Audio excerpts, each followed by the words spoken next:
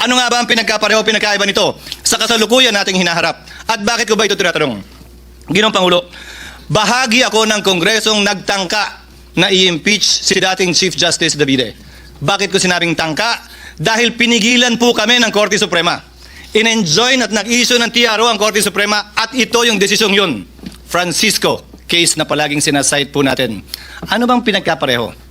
Ang aligasyon laban sa nasasakdal noon na si Chief Justice Davide, kaugnay din ng corruption. Daang milyon din. Ang pinag-usapan, initiation of impeachment na dapat sole prerogative din ng Kamara. Ang pinag-usapan, ano bang definisyon ng initiation na dapat sole jurisdiction din ng Kamara? Ang tanong ko po ay simple. Noong mga panahong yun, nasaan po lahat na nagre-reklamo ngayon at nagko-question sa desisyon ng Korte Suprema? Yung mga mahistradong nagko-question ngayon na retirado na, bumoto sila pabor doon. Subalit ngayon, tila nag-iba ang posisyon. Ano nga ba ang pinagkaiba kung meron man?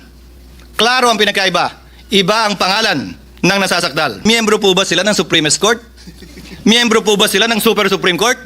Sa pagkakalam ko po, iisa lamang ang Korte Suprema.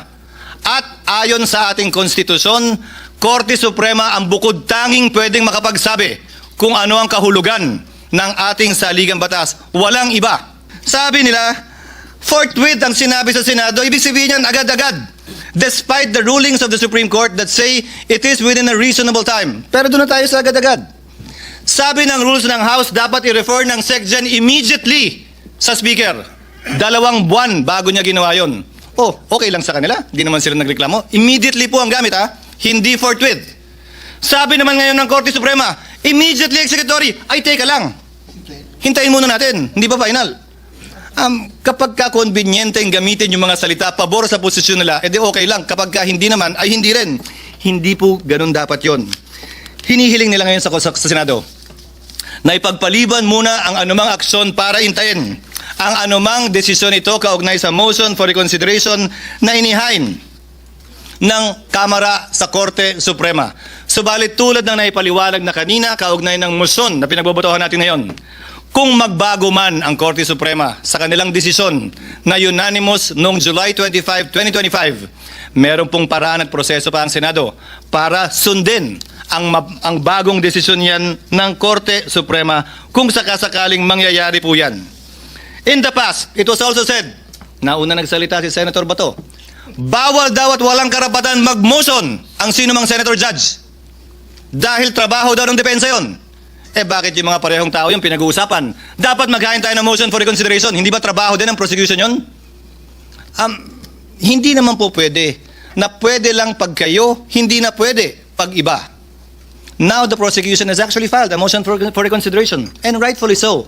And not by this chamber.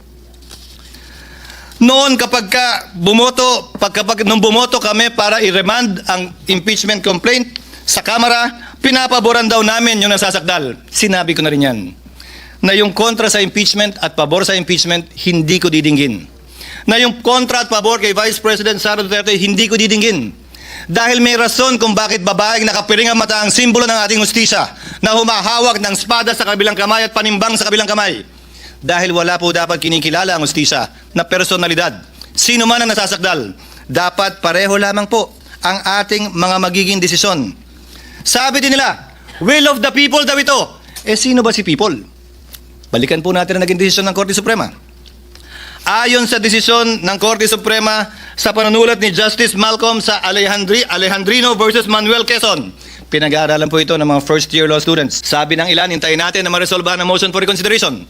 Pero dun sa parehong araw na naghain ng motion for reconsideration ng Kamara, nagsalita ang tagapagsalita ng Korte Suprema at sinabing immediately executory pa rin ang desisyon. Sinahit ko rin kanina ang Section 1 Rule 16 AM number 10-4-20 ng Supreme Court na nagsasabi na ang resolusyon ay magiging executory lamang kapag ka ito'y nagkaroon ng entry of judgment maliban na lang kung sinabi sa desisyon na ito'y immediately executory na siyang nangyari sa kasong ito. Binanggit din kanina ni Senator Cayetano ang Section 4 Rule 39 ng Rules of Court na nagsasabi na immediately executory na mga desisyon ay hindi kailangan maghintay na maresolbahan anumang apela o motion for reconsideration na nakabinbin. Ginagamit din ang operative fact doctrine. Ang operative fact doctrine po ay exception sa rule ng null and void ab initio. Ito po ay hindi rule, ito ay exception sa rule. Gamit po ang sinulat na desisyon ni Justice Tony Carpio sa League of Cities versus Comelec. Ito ang sinabi po niya. The invocation of the operative fact doctrine is an admission that the law or act is unconstitutional. Bago po natin sabihin, gamitin natin to. Aminin niyo muna. Illegal at bawal ang ginawa ng Kamara. Hindi namin pinapaboran ang kabaro namin sa pagbaba namin ng desisyong ito.